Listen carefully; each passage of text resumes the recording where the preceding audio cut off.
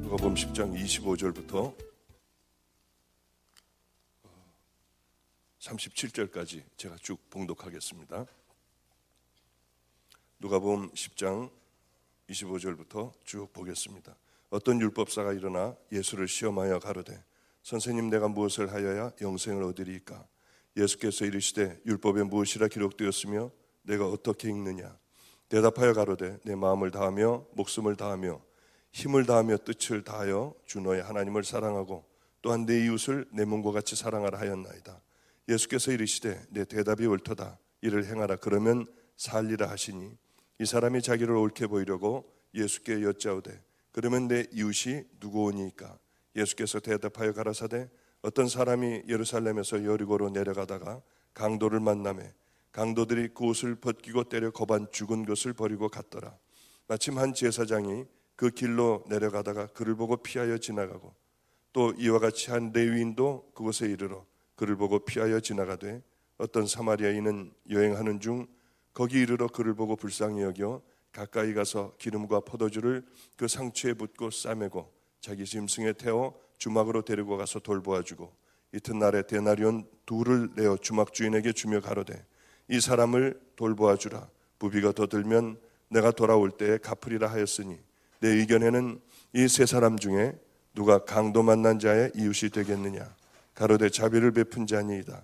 예수께서 이르시되 가서 너도 이와 같이 하라 하시니라. 아멘. 먼저 이 집회를 하다가 혹시 잊어버릴 것 같아서 가장 귀한 것 먼저 말씀드리겠습니다. 성령님의 음성을 정말 듣는 법이죠. 제가 하나님의 음성을 들은 것은 처음 주님을 만날 때였습니다. 그리고 이제 제가 주의 길을 가겠다고 결단을 하자 모든 음성이 다 끝나버렸습니다. 그리고 13년 동안 엄청난 고생을 아무 소리도 못 듣고 어떤 감동도 못 받고 13년 동안을 얼마나 어려움 가운데 지냈는지요.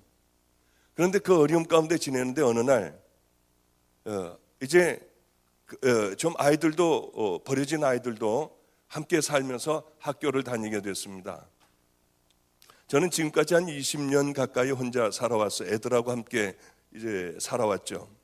애들 쌀이 있으면은 밥을 좀 해가지고 도시락을 싸서 콩을 이렇게 졸려가지고 간장에 졸여가지고 하트 모양으로 이렇게 도시락에 싸주기도 하고요. 계란이 생기는 날은 프라이를 해서 다 뜯어가지고 하트 모양으로 이렇게 해주기도 하고 편지를 써서 보내기도 했습니다.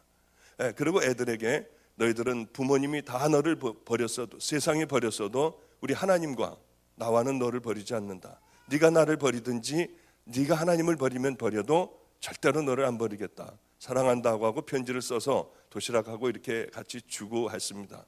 어느 날 그 많은 힘든 어려움을 다 겪고 이제는 거의 이 고난에 끝나간다 하는 마음이 이상하게 제 마음에 들었습니다.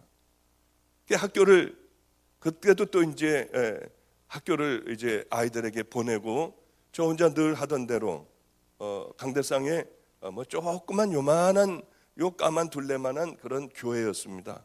거기에 강대상 하나를 놓고 그 강대상이 제 집이고요. 아이들이 이렇게 그 의자 몇 개 있는데 거기에 아이들이 이렇게 살고 있었습니다.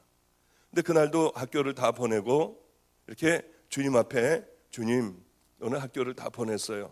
오늘 쌀을 좀 주세요. 그래야지 애들하고 저녁을 먹을 수 있잖아요. 그래서 기도를 했는데 갑자기요.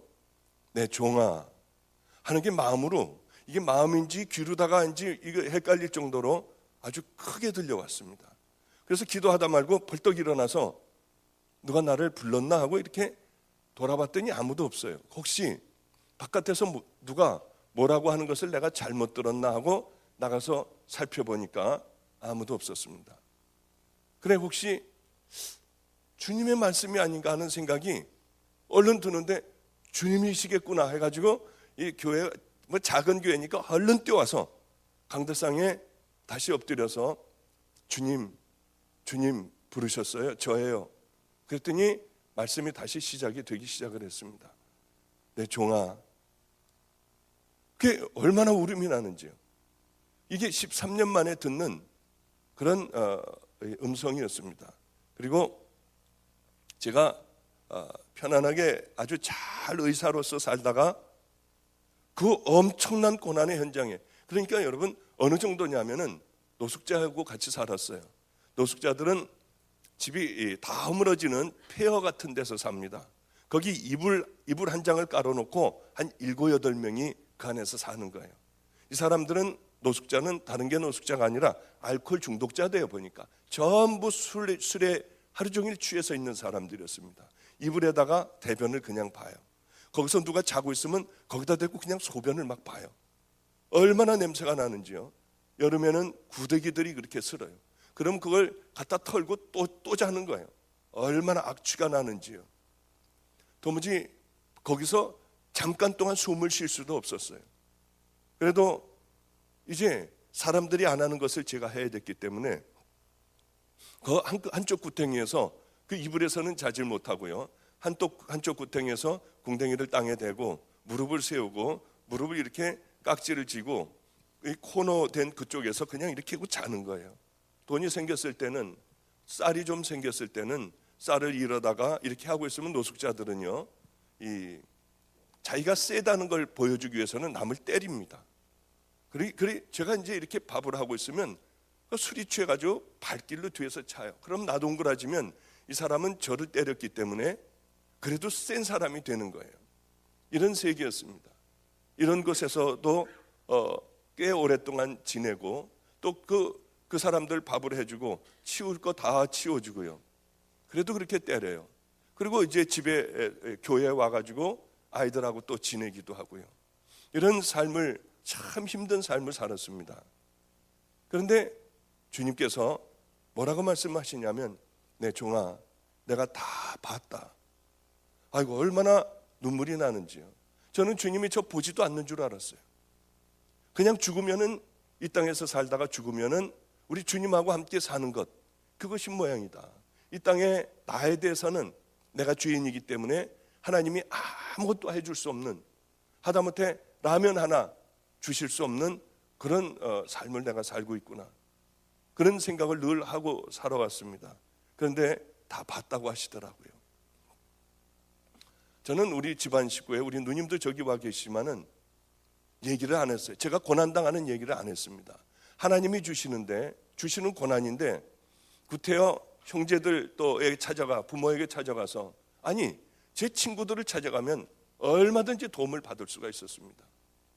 그러나 지금까지 친구들을 만나지 않았어요. 제가 행방불명자로 분류가 되어 있다고 하는 얘기를 들었어요. 의사 우리 그 회의에서 행방불명자로 이렇게 분류가 됐다고 해서 얼마나 감사했는지요. 하나님, 세상에서는 행방불명자가 됐지만 하늘나라에서는 하나님, 그래도 하나님이 알아주시는 자가 되길 원해요. 그리고 그날 그 소식을 들었을 때 제가 그런 기도를 했던 기억이 납니다. 근데 제 동생은 참 잘 살아요. 뭐 그렇게 우리 집안은 다 못 사는 사람이 없고 잘 삽니다. 뭐 타워 팰리스라는 곳에 한 40억 간대나요? 50억 간대나요? 그런 곳에서 그 두 부부가 그렇게 살아요. 저에게 돈을 주려고 해도 제가 받지를 않았습니다. 어느 경우에는 자기 친구하고 와가지고 안성이라는 곳인데, 서울에서 안성까지 비 오는 날에 와서 오빠 문 좀 열어달라고 해도요, 저는 사실은 안에 있었어요. 열어주질 않았어요. 왜냐하면 외부의 도움을 받기 싫었기 때문에. 그 친구하고 와서 목사님 문 좀 열어주세요. 그리고 밑에서 그렇게 소리를 질러도 제가 그 소리를 들었지만은 귀를 막고 사도신경을 외우고 있었어요. 정말 나가서 열어주고 싶더라고요. 그래도 뭐 도움을 받기 싫고요, 사람들에게 인정받기 싫어서, 또 내가 구차하게 사는 어려운 모습을 보여주기 싫어서 문을 잠궈버리고 열어주질 않았어요. 어느 날 제 동생이 이 옷을 하나를, 추운 겨울이었습니다. 저는 그 오리털 파카라고 하는 거, 그것을 늘 입고 있었어요. 아마 어떤 때는 그 한 3년 정도를 입고 있었던 모양이에요. 냄새가 나고 추운 겨울에도 그걸 입고 노숙자들하고 함께 살고 하니까 저는 냄새가 많이 났습니다. 제 스스로가 냄새가 나고 옷도 못 갈아입고요. 오랫동안 갈아입지도 못하고 어디 가서 세수할 데도 없었습니다. 겨울이면 왜냐하면 수도가 밖에 있기 때문에 밖이 다 얼어버려 가지고 세수도 할 수 없었어요. 물론 이도 닦지도 못하고요. 정말 거지같이 그렇게 살았었습니다. 그런데 옷도 제대로 못 갈아입고 냄새나는 그런 옷을 입고 있는데 제 동생이 한 번은 전도를 이렇게 쭉 하고 교회로 들어오니까 앞에 요만한 물건이 하나가 이 쇼핑백에 물건이 하나가 앞에 놓여 있었습니다. 거기에 왜 그렇게 오빠 고생하고 살아? 옛날에는 잘 살았잖아. 그리고 그렇게 하지 마. 내가 이 캐시미어 코트를 하나 샀어. 오빠 옛날에 이런 거 좋아하고 입었잖아. 이거 비싼 거야. 200만 원 가까이 가는 캐시미어 코트야. 그 캐시미어 코트하고 목도리를 하나를 사다가 그 편지와 함께 저희 교회 앞에다가 놔뒀습니다. 도움을 전혀 제가 받질 않으니 옷을 갖다 놓은 거예요.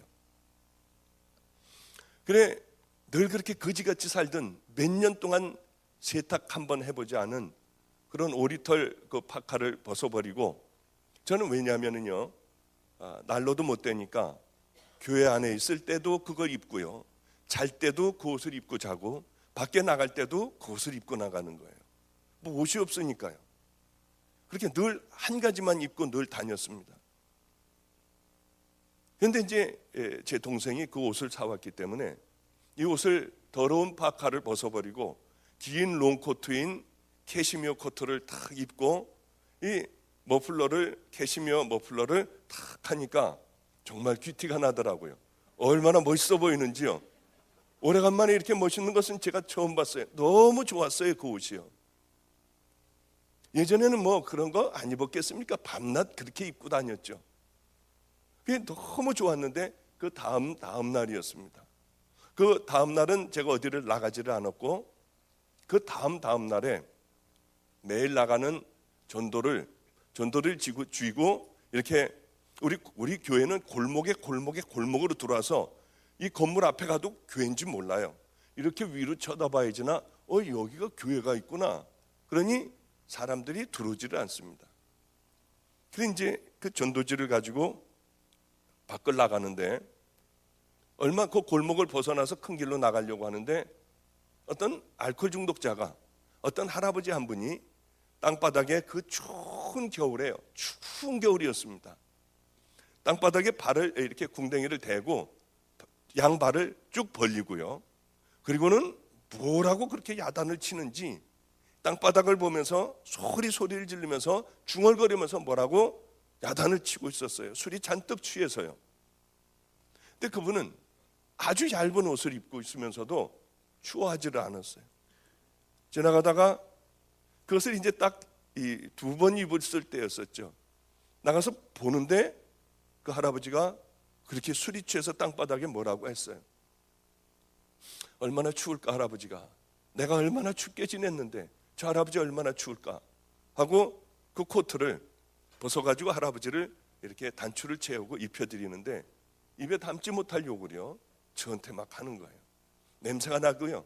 할아버지는 아주 무서운 눈으로요 쳐다보면서 그렇게 막 욕을 해댔어요. 할아버지 그러지 마세요. 얼마나 추워요. 그리고 이제 제 동생이 사준 코트를 입혀주고 또 제가 하고 있던 머플러를 이렇게 할아버지에게 둘러드렸어요. 할아버지도 아니고 할아버지로 막 이렇게 넘어가는 그런 한 50대 후반 나이 정도, 중반 나이 정도는 됐을 것 같습니다. 그러니까 저도 정말 할아버지군요. 제가 지금 57이거든요. 저도 할아버지군요. 하여튼 고생한 제 나이보다 조금 더 먹은 그런 분이 그렇게 욕을 해도 할아버지에게 이렇게 머플러까지 다 둘러드리고 그분을 붙들고 기도를 했어요. 하나님, 우리 할아버지 제가 만난 그 하나님을 좀 만나게 해주셔서 이렇게 고생하고 살지 않게 해주세요. 얼어 죽지 않게 해주세요. 그리고 할아버지에게 기도를 해주고 그러고서는 저는 이제 추우니까 다시 코트를 벗었으니까 추우니까 다시 이제 교회로 뛰어들어가서 그 잠바를 다시 입으려고 여기서 그저 한 저 비상구만큼이요. 가다가 궁금해가지고 좀 더 떨어졌나요? 저쯤 됐나? 더 떨어져가지고 할아버지 어떻게 됐나 하고 뒤를 이렇게 돌아봤더니 그 술주정뱅이 할아버지, 막 저한테 입에 담지 못할 욕을 하던 그 흉한 할아버지가 아니라, 아니 그 할아버지는 맞았습니다. 그 할아버지는 동일한데 저를 이렇게 쳐다보고 있었어요. 얼마나 깜짝 놀랐는지. 가까이서 본 그 할아버지는 술주정뱅이의 아주 고약한 얼굴에 더럽고 추한 냄새 나는 할아버지였어요. 근데 이만큼 지나고 나서 그 할아버지를 보니 저를 가만히 이렇게 하고 쳐다보고 있었어요. 할아버지는 동일한 그 할아버지였는데 어쩌면 그렇게 다른지요. 가슴이 막 두근거려서 집으로, 이 교회로 뛰어들어왔습니다. 그분이 하나님이었을까? 예수님이었을까? 아니야, 그럴 리 없어. 그분은 분명히 동일한 이러한 그 술주정뱅이였어. 그런 생각을 제가 하고 그 사건은 그 자리에서 그냥 잊어버리고 말았어요. 그런데 하나님 앞에 그날 기도를 하는데 주님께서 내 종아, 내가 다 봤다. 놀랍게도 하나님 그 장면을 제게 보여주셨어요. 전 다 잊어버렸어요. 그럼 뭐 대단한 거예요. 추운 분이 있어서 옷을 벗어드린 것밖에 없어요. 그런데 하나님께서는요, 우리 성령님께서는 그것을 잊지 못하는 거예요. 고맙다고 하셨어요.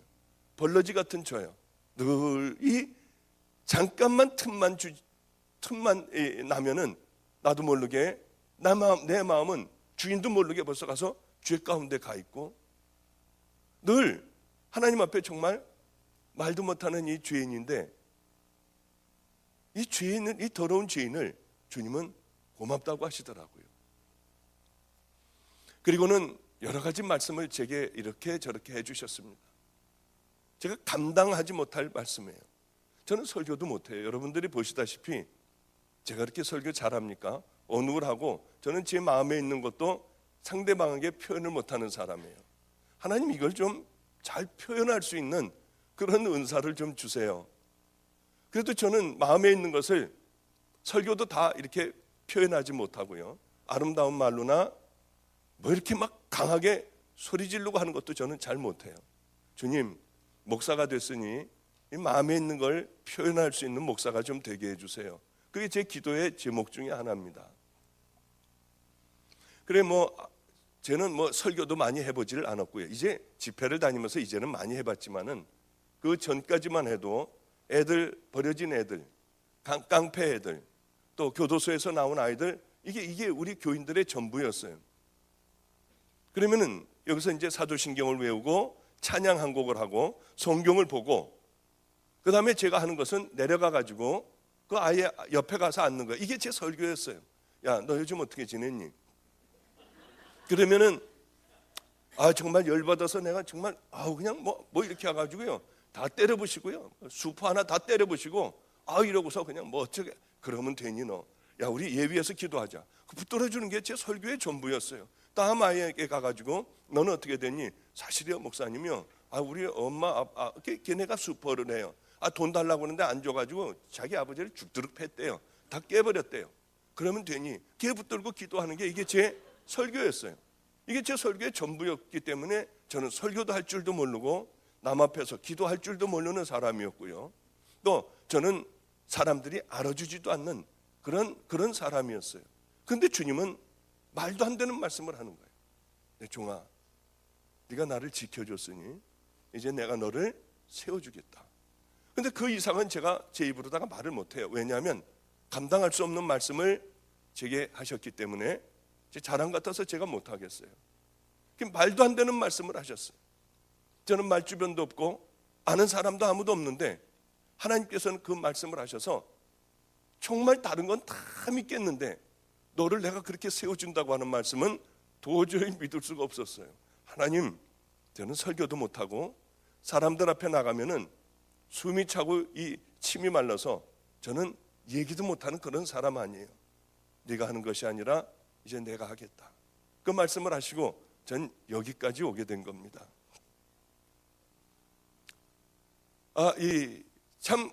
여기까지 오면서 정말 주님은 살아계시구나. 왜냐하면 저를 아는 사람 같으면은 저는 이런 데 올 수 있는 사람이 못 돼요. 이걸 전부 주님이 여기까지 인도해 주셨구나라고 하는 사실을 저는 너무나도 잘 압니다. 그런데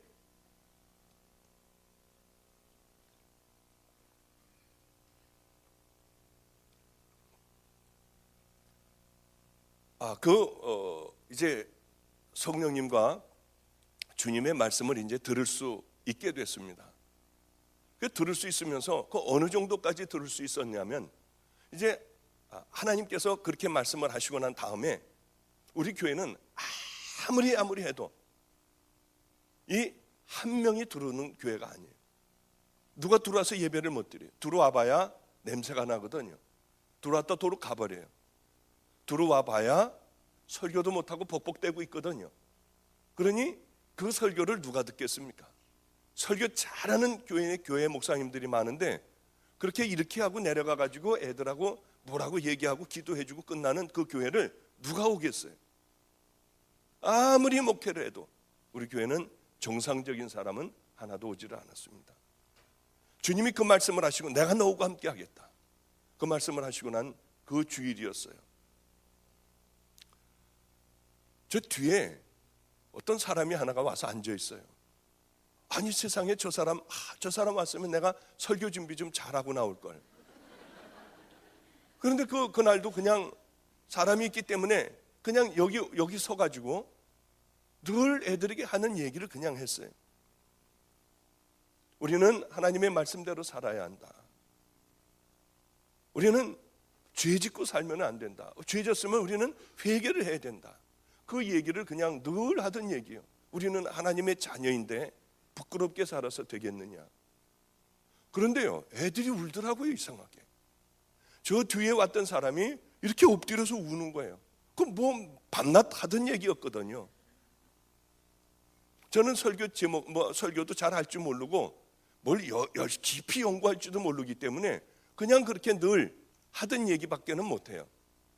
그런데 저 사람이 울고 이 기도가 끝나고 저 사람에게 가려고 했더니 벌써 가버리고 없어요. 그 다음 주에 누굴 데리고 왔어요. 그리고 대전에서도 누가 오기 시작하고 서울에서도 누가 오기 시작하고 우리 아버님이 아는 그런 사람도 오기 시작을 하면서 교회는요 정말 순식간에 가득 찼어요. 이 작은 교회이기 때문에 순식간에 교회가 꽉 들어차게 됐어요. 얼마나 참 재밌었는지요. 그리고 조금 있다가 큰 교회로 옮겼습니다. 이제 그 얘기는 아마 내일쯤에 되지 않을까 생각을 하는데 큰 교회로 옮겼어요. 예전에 있던 교회보다 훨씬 큰 교회였습니다. 여기는 3년 동안만 열심히 하면 되겠구나 하는 생각을 했어요. 3년 동안만 죽도록 가서 전도하면은 여기가 채워지겠구나. 그런데요, 한 달 반 만에 교회가 가득 차버렸어요. 너무나도 신기했어요. 설교나 제대로 할 줄 알아야죠. 그런데 사람들이 몰려오기 시작하여 그 수많은 세월들을 한 명도 교인 없이 그렇게 지내오다가 주님께서 내 종아, 내가 너하고 함께 하겠다고 한 그날서부터 교회를 옮기기까지는 그렇게 오랜 시간이 걸리질 않았어요. 옮기고도 금방 이렇게 가득 차게 됐어요. 그렇게 가득 차서 어느 날 또 기도를 하는데 성령님이 황당한 말씀을 하시는 거예요. 말도 안 되는 말씀을 하시는 거예요. 방주 교회의 담임자가 이제 곧 죽을 것이다. 내가 부를 것이다. 그리고 네가 그곳으로 들어갈 것이다. 아이고, 이 말씀을 하시는데요, 그건 틀림없는 거예요. 하나님이 한번 말씀을 하시면은 그거는 변개될 수가 없는 거예요. 저는 하나님께서 제게 주시는 말씀을 조금도 의심하지 않아요. 그래서 얼른 방주교회로 찾아갔습니다. 찾아가야 되잖아요. 그 목사님을 죽으니까. 그래서 제가 찾아가가지고 만났어요. 당신 하나님이 죽는다고 그런다. 그 목사님이 연세가 얼마나 됐냐면 45세인가 46세인가 그랬어요. 당신 죽는다. 그러니 나하고 함께, 나도 금식 잘 못하지만 40일간을 하나님 앞에서 생명을 걸고 한번 이렇게 매달려보자. 그랬더니 뭐 제가 큰 교회 목사인가요? 개척교회 조그만 데 목사인데 뭐 그 큰 교회 목사님이 제 말을 들을 리가 있나요? 생각해 보겠대요. 가서 기다려도 답은 안 왔습니다. 그런데 하나님께서 그러시는 거예요. 성령님이 또 그러시는 거예요. 이제 얼마 남지 않았다. 그래서 얼른 또 찾아갔어요. 이제 얼마 남지 않으셨는데, 그렇게 얘기해야 될 수밖에 없잖아요. 이제 얼마 남지 않았는데, 목사님이 돌아가시면 내가 여기 들어오게 되는데, 목사님 기도해야 된다. 그러니까 대학병원에 가서요, 머리도 CT를 하고요. 뭐 있는 데는 다 CT를 하고, 이 내시경하고 밑에 다 하고, 하여튼 전부 검사를 했다고 그래요. CT를 할 수 있는 부분은 다 했다고 그래요. 그래서 건강 검진을 한 그걸 가지고 왔어요. 전 의사니까 보라는 거죠. 나는 이거 모른다. 나는 의사였지만은 나는 이거 잘 모른다. 당신이 건강했어도 분명히 하나님이 아니라고 하면 아니다. 그분은 건강진단 가지고 온 것을 봤더니 이분은 간 경화인 줄 알았대요. 그런데 B형 간염이 말기였고 간 경화에 아직은 도달하지 않은 그런 상황이라고 하는 이 건강 검진 결과였습니다. 그리고 당신은 당뇨의 위험이 있다. 당뇨병에 걸릴 위험이 있으니 체중을 줄여라. 아직 당뇨는 아니고요. 약을 아무것도 쓸 필요는 없고 체중을 줄이라고 하는 이 건강진단서였습니다. 그걸 보니 이 사람이 죽을 리가 없겠더라고요. 그런데 하나님은 하여튼 그러셨어요. 그러니까 그 얘기를 교회에다가 설교 시간에 아예 해버렸습니다. 제 이름까지 대고요. 박보영 목사님이 나를 죽는다고 그랬다. 그걸 설교에 말씀을 하셨어요. 제 이름까지 대고요. 방주 교인들이 굉장히 거센 교인들입니다. 안성으로 전화가 와가지고 수도 없이 전화가 와서 당신이나 죽지 왜 남의 목사님 죽는다고 그러냐고, 당신이나 죽으라고 그러고서 전화를 끊는 사람들이 그래도 꽤 있었어요. 얼마나 마음에 상처가 되는지요. 주님 그러면 어떻게 해요? 그러고 얼마 안 있어서였어요. 주일날이었습니다. 미리 앞에 가가지고 이제 강대상에서 기도를 열심히 이 주일 예배를 위하여 하고 있는데 전화가 한 통화가 왔어요. 목사님이 지금 바로 병원에 입원하셨다는 거예요. 배가 아파서 병원에 갔대요. 저는 이제 마지막이겠구나 생각을 분명히 했어요. 병원에 갔는데 이 대학병원으로 가라고 그래서 대학병원에 갔답니다. 나중에 들어보니 한 3일 쉬면은 된다고 그랬대요. 그러나 거기에서 유언도 하지 못하고 거기서 세상을 떠나게 됐어요. 47인가요? 46이에요. 얼마나 속이 상했는지요. 왜 그 말을 믿지를 못했을까? 왜 성령님이 하시는 음성을 왜 듣지를 못했을까? 제가 가서 얘기했을 때 왜 별 볼 일 없는 얘기로 들었을까? 얼마나 안타까웠는지요. 제가 이 장례식에 갔었어요. 굉장히 속상하더라고요. 얼마나 속이 상했는지요. 그러고는 시침 딱 대고 돌아왔어요. 이제 주님이 저를 거기 간다고 했으니 분명히 갈 것 아닙니까? 이제 가만히 이제 저도 기도하고 있었더니 방주교회 장로님들이 다 오셨더라고요. 목사님이 가셔야 된대요. 그래서 제가 거기를 왜 가냐고 했어요. 왜냐하면 그 교회는 아주 싸움이 굉장히 심한 교회였어요. 목사님들이 굉장히 힘들어하는 그런 교회였습니다. 우리 아버님은 절대로 그 교회만큼은 가지 말라고 하셨어요. 그런데 주님은 가라고 하시고요. 그래 하여튼 기다리고 있었더니 이분들이 오셔서 내가 거길 왜 가냐, 우리 교회가 지금 얼마나 잘 되고 있는데 거기 갈 이유가 왜 있냐, 다음번에는 이 기획위원회 이 사람들이 다 왔어요. 청빙위원들이 다 와서 도장 찍고 다 왔어요. 안 간다고 그랬어요. 제가 왜냐하면 하나님이 가신다고 했으니까 이왕이면 비싸게 가야 되잖아요. 안 간다고 그랬어요. 그랬더니 뭐라고 하느냐면 이제 방주교회 문을 닫아버리고 이 관광버스를 여러 대를 대절해서 교인들을 다 싣고 와서 이 안성에 와서 예배를 드리기로 만장일치로 다 이렇게 결의를 했대요. 그때쯤에서 이제 그러면은 좋다, 내가 가긴 가는데 모든 권한을 다 내게 줘라. 아무 얘기도 하지 말아라. 내가 하는 것에 3년 동안 나를 어떤 방해도 하지 말아라. 모든 권한을 준다고 하면 내가 가겠다. 그러고서 도장을 찍고 아주 비싼 가격에 저는 방주교로 가게 됐어요. 그 아주 되먹지 않은 교회였어요. 밤낮 예배가 끝나면 머리끄댕이를 끌고 싸우고요. 그러고는 이 아주 서로 다들 이 악이 받쳐 싸우는 그런 교회였어요. 그곳에 제가 가게 됐어요. 너무나도 감사한 게, 그런데 저만 보면은 상처를 받은 게요, 저만 보면 다들 도망을 다니는 거예요. 말을 하려고 들지를 않아요. 피하고요. 가다가 저를 보면 쑥 돌아서고요. 얼마나 상처가 되는지요.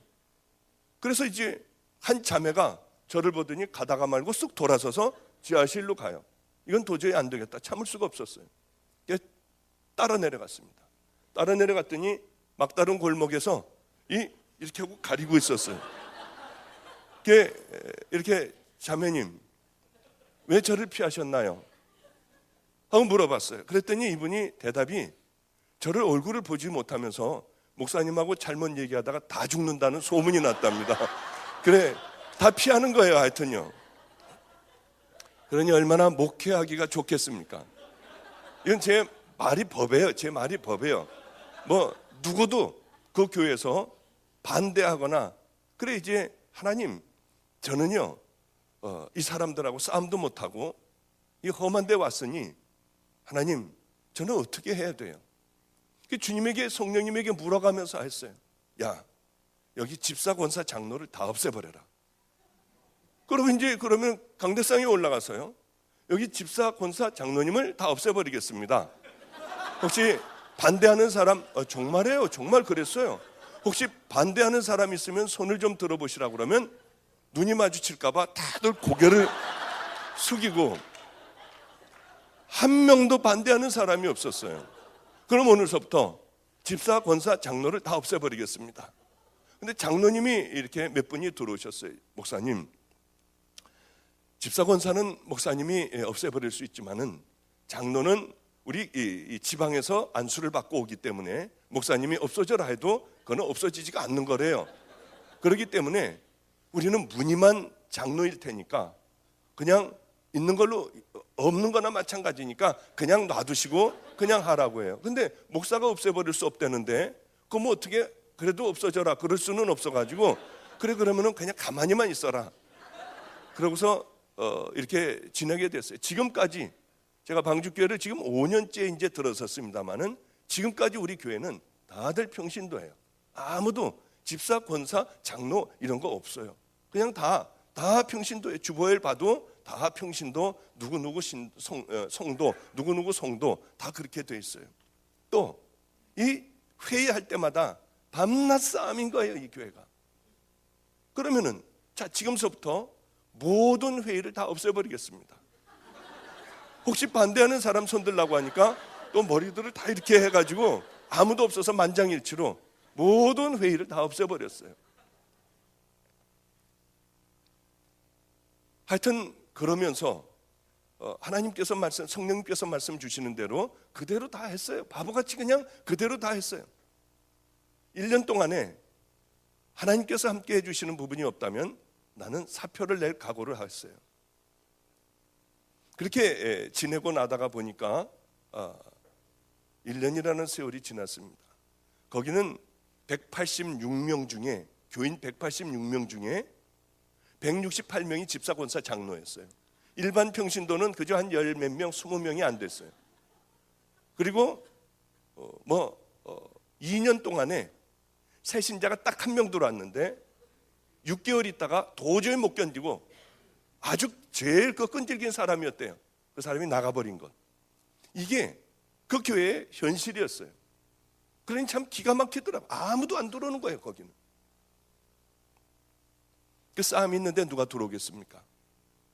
그래, 가만히 봤더니 이 자리가 굉장히 비었어요. 아주 빈자리들이 너무 많았어요.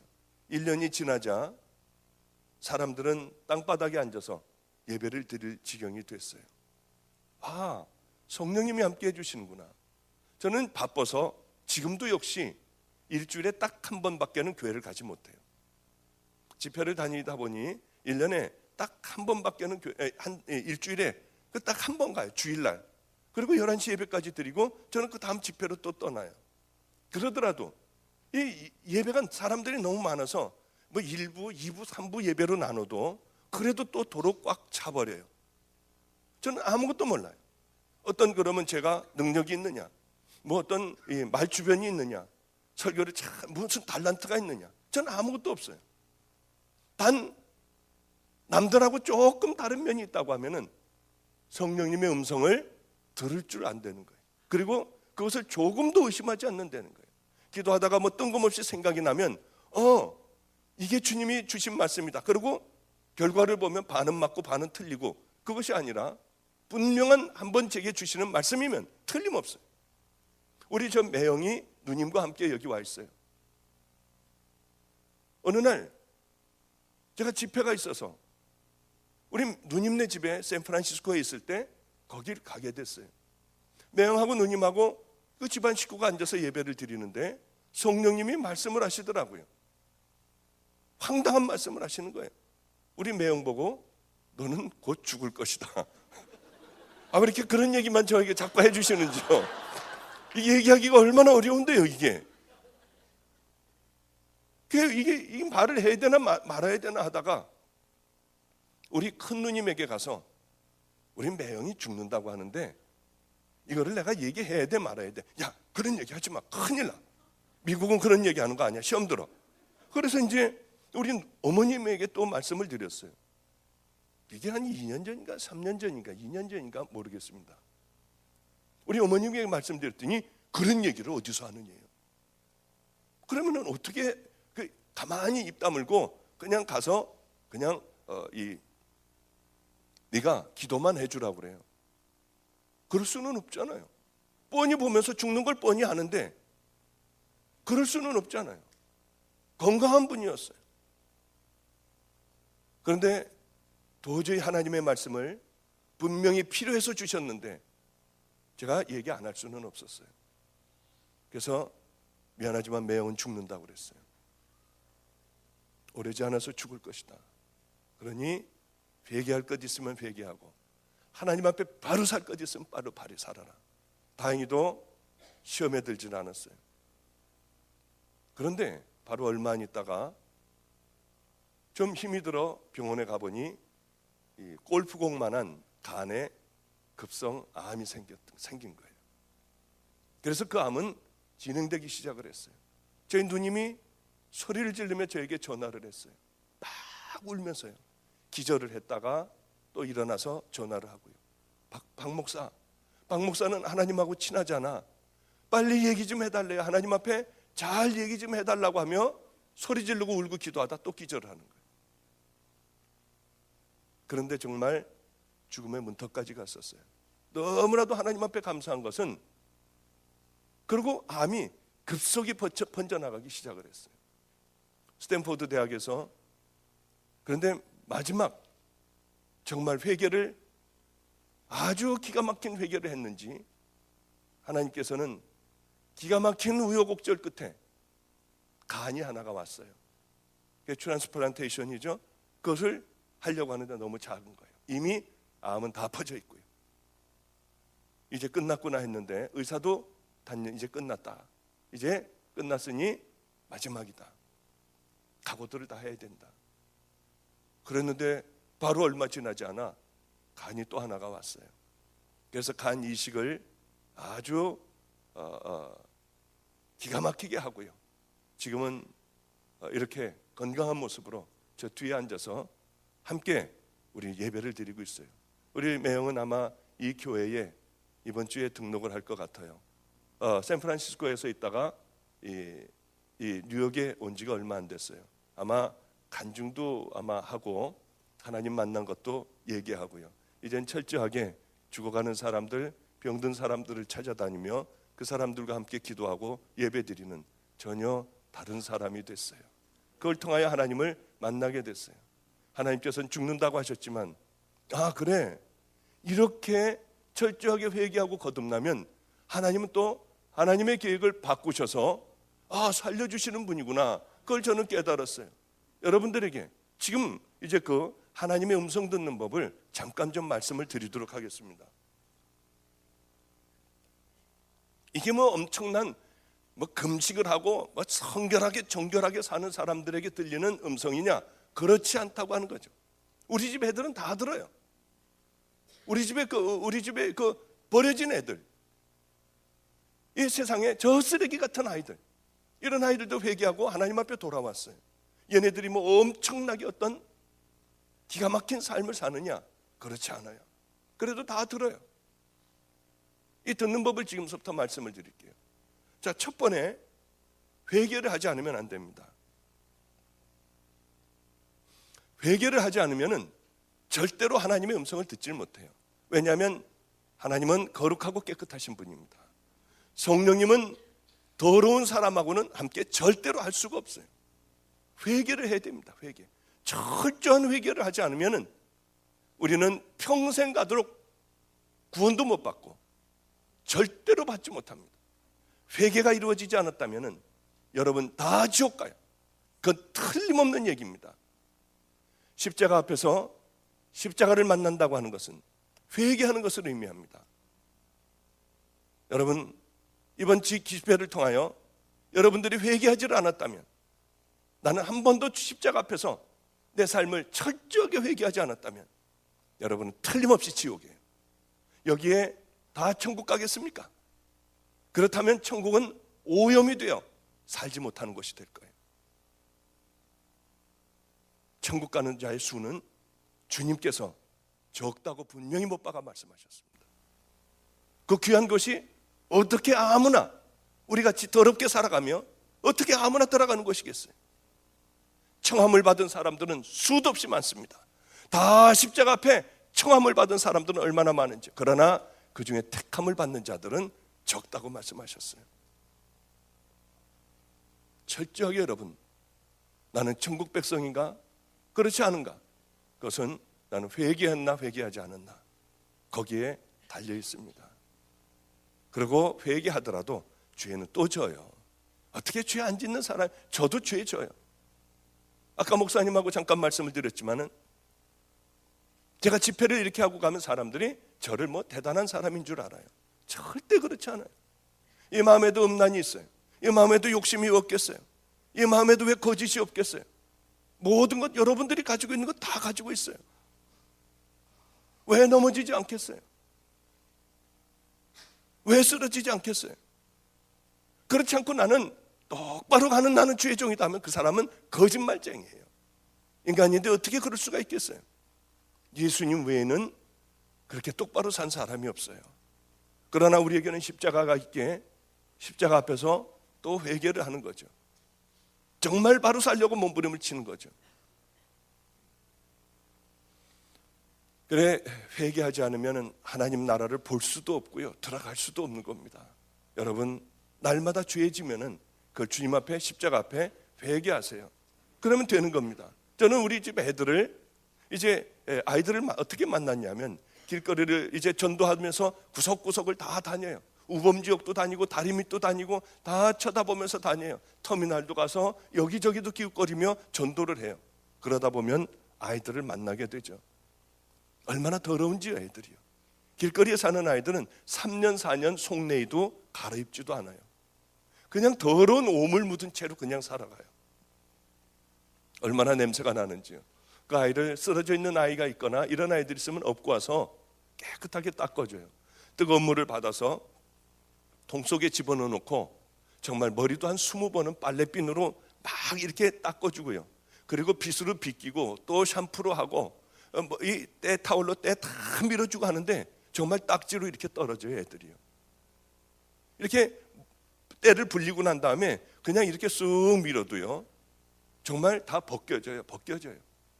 깨끗하게 애들을 닦여줘요. 이 아이들의 속옷은 다 오물투성이에요.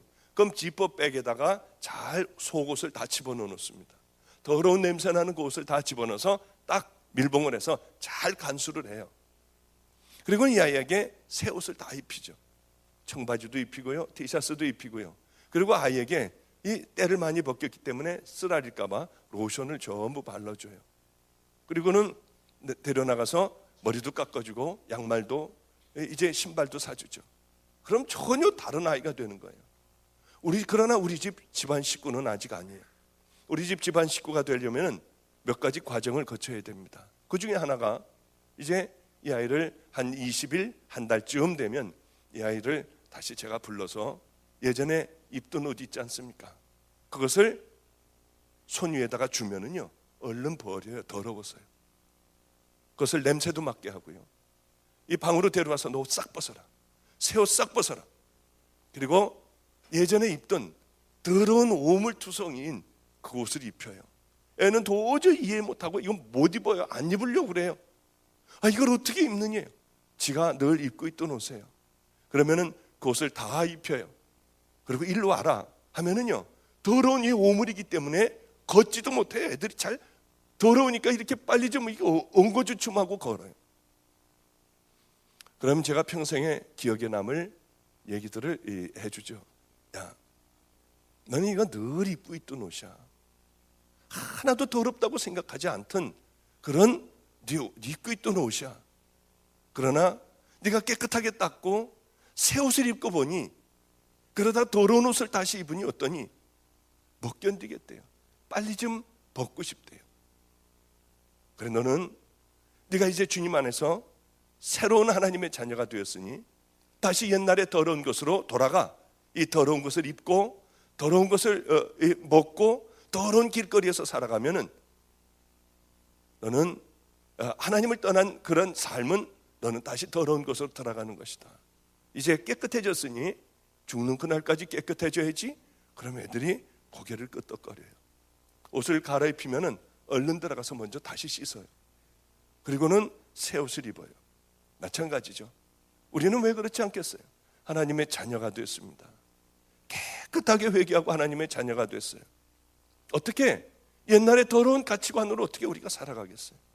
하나님의 자녀가 되었는데 제가 어떻게 하나님을 만나고 주님이 나를 여기까지 이끌어 주셨는데 옛날에 더러운 삶을 다시가 술 먹고 담배 피고 온갖 더러운 짓을 제가 다 하겠어요?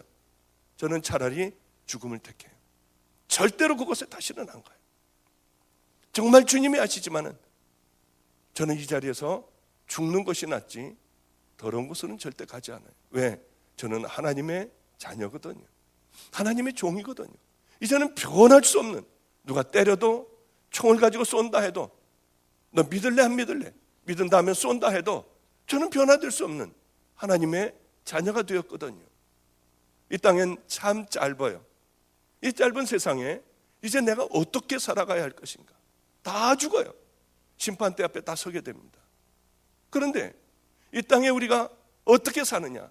이 땅은 저는 가만히 생각을 해보면 리허설하는 곳이다. 그렇게 생각을 해요. 이제 본 무대가 시작되기 전에 열심히 연습을 하는 거예요. 얼마나 리허설을 잘했느냐에 따라, 연습을 잘했느냐에 따라 본 무대는 어떻게 성공하느냐 실패하느냐, 이게 달려있는 것 아니겠습니까? 우리는 동일하게 이 땅의 우리들의 삶이 리허설을 하는 삶이다. 그런 생각을 저는 해요. 열심히 주님의 뜻대로 살아가는 거예요. 주님이 뭘 원하시는가? 우리가 성경을 읽고 그 말씀에 순종하며 살아가려고 몸부림치며 우리들의 적은 것부터 하나하나 변화시켜 나가고 그분의 뜻에 맞는 그런 삶을 살아가는 거죠. 만약에 열심히 우리가 그런 삶을 살아간다면 세월이 흐르면 흐를수록 우리들의 믿음의 발자취는 똑바른 천국을 향해 갈 것이고, 그런 거 아무것도 생각하지 않고 그냥 교회 와서 예배 드리는 것 하나로 구원받았다고 생각하고 그저 겨우 천국만 가면 되지, 세상과 이 하나님을 번갈아가며 신앙의 회색지대에 있으며 나는 하나님의 자녀라고 생각한다면 그것은 철저하게 잘못된 믿음과 신앙이라고 하는 것이죠. 그 사람은 10년을 가나 20년을 가나 동일하게 그 믿음으로 썩어진 믿음을 붙들고 그렇게 살아가다가 주님의 심판대 앞에 섰을 때 천인 공로할 얘기를 듣는 그런 사람들이 허다하게 많다고 하는 거죠. 저는 하나님께서 제게 13년 만에 말씀이 계셨어요. 기도를 하는데 이런 부탁을 하셨어요. 저는 분명히 그것은 맞다고 생각하고 성경을 뒤지기 시작했어요. 성경에서 분명히 확정이 됐어요. 확정이 됐습니다. 내 자녀라고 생각하는 자들이, 내 종이라고 생각하는 자들이, 허다한 무리들이 넓은 길로 가고 있다. 멸망의 길로 가고 있다고 하셨어요. 소수만이 천국 자녀들이 될 것이다. 얼른 너무나도 놀랐어요. 충격이었어요. 하나님의 말씀은 제게 단 한 번도 어그러진 적이 없어요. 그래 얼른 성경을 찾아보기 시작을 했습니다. 정말 천국 들어가기는 어려웠어요. 십자가를 만난 하나님의 자녀들만이 들어가는 곳이었어요. 스스로들 여러분 생각해 보세요. 난 정말 만났나? 이것은 엄청나게 중요한 것이에요. 사람들은 이 미래를 위하여 보험도 들어요. 자녀들에게 돈을 남겨주려고 열심히 바둥바둥 모아요. 좀 잘 살아보려고요. 집이라도 한 칸 마련해 보려고 목숨을 걸고들 일들을 해요. 미래를 위한 준비는 철저히들 하지만 그저 100년도 안 되는 7, 80년을 위하여, 그리고 남은 삶 20, 30년을 위하여 철저하게 준비하지만 너무나도 기가 막히게 영원한 삶이 걸려있는 그 나라를 위하여 준비하는 자들은 거의 없다고 하는 것이에요. 내 신앙과 믿음을 다시 꺼내보고 내가 지금 바른 길을 가고 있나 아니면 거짓 믿음으로 가고 있나 자꾸 꺼내보며 이것이 올바른 길인가 아니면 더러운 길로 내가 세상적인 길로 가는가, 나는 하나님의 말씀에 순종하고 사는가 세상의 가치관으로 살아가는가 자꾸 꺼내보고 잘못됐으면 다시 방향을 바꾸고 잘못됐으면 버리고 싸우고 하는 사람들은 거의 없는 거예요. 거의 그냥 살아가는 거예요. 그냥 살아가는 거예요. 하나님은 분명히 제게 말씀하셨어요. 너무나도 안타깝다고 하셨어요. 다 지옥의 길로 가고 있대요. 얼마나 충격이었는지요. 너는 평생을 다른 얘기를 하지 말아라. 너는 이제 수도 없는 많은 집회를 다닐 것이다. 그곳에서 이 내 얘기를 전해라. 얼마나 울었는지 몰라요. 주님, 저도 조심할게요. 제가 죽도록 다닐게요. 저는 명예 같은 거 저에게 아무 상관없어요. 누가 뭐라고 해도 저하고는 관계없어요. 설교를 잘했느니 못했느니, 여기서 그런 것을 지킬 사람이 어딨느니, 뭐 저런 설교를 하느니, 아우 저 사람은 대단한 사람이니, 그거하고 저하고 아무 상관없어요. 정말 주님이 아세요. 왜 이렇게 돌아다니냐고요? 저 같은 사람이 없을 거예요. 주일날 한 번밖에는 교회를 못 가요. 그 교회도, 방주교회도 그랬습니다. 제가 담임자로 있어요. 내가 싫으면은, 내가 목회를 잘못하면은 나 나가라고 하면 내가 언제든지 힘써가지고 나가겠다. 우리 교회에서 10%만 나를 나가라고 하면은 나는 언제든지 힘써가지고 나가겠다. 왜냐하면 이것을 견딜 수 없다고 하면 제가 나가면 되잖아요. 그런 거 두렵지 않아요. 하나도 두렵지 않아요.